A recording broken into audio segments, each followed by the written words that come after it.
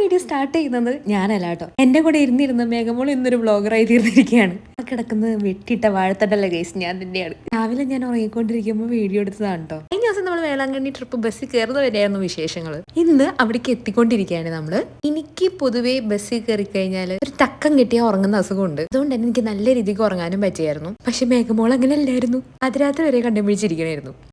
അത് പറഞ്ഞപ്പോ എന്താ ചിരി. മേഘമോളെ നാച്ചുറൽ ഗ്ലോ ആണ് കേസ് നിങ്ങൾ കണ്ടോണ്ടിരിക്കുന്നത്.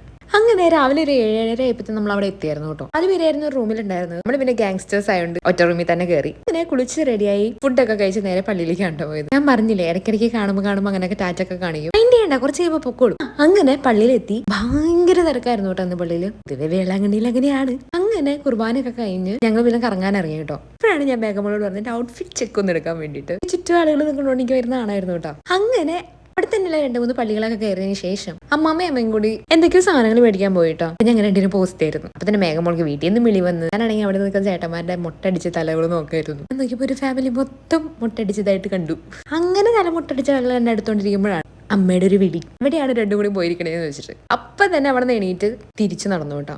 എനിക്കാണെന്നുണ്ടെങ്കിൽ അന്ന് തൊണ്ടവേദനയൊക്കെ ഉണ്ടായിരുന്നു. അതുകൊണ്ട് തന്നെ അധികം നടക്കാനൊക്കെ ഭയങ്കര മടിയായിരുന്നേ. പൊതുവെ എനിക്ക് അങ്ങനെ ഒരു സ്ഥലത്ത് പോകുമ്പോൾ നടക്കാൻ മടി ഉണ്ടാവാറില്ല. പക്ഷെ അന്ന് എന്തോ ഭയങ്കര മടിയായിരുന്നു. അങ്ങനെ അമ്മേനെ 1-2 പറഞ്ഞത് തല്ലുപിടിച്ചതിന് ശേഷം ഞങ്ങൾ റൂമിലേക്ക് പോകുന്നു കേട്ടോ. ഞാൻ പറഞ്ഞു എനിക്ക് തൊണ്ടവേനയാണ്ട് ഭയങ്കര ക്ഷീണം തോന്നിയായിരുന്നു. ഞാനും മേഘമോളും വന്ന് ഇവിടെ കിടന്നുറങ്ങി. ആ ഉറക്കം കഴിഞ്ഞ് എനിക്ക് ഫുഡ് കഴിച്ചിട്ട് വീണ്ടും വന്ന് കിടന്നുറങ്ങിയായിരുന്നു കേട്ടോ. അത് കഴിഞ്ഞ് വൈകുന്നേരം ഞങ്ങൾ ഒരു സ്ഥലം വരെ പോയി.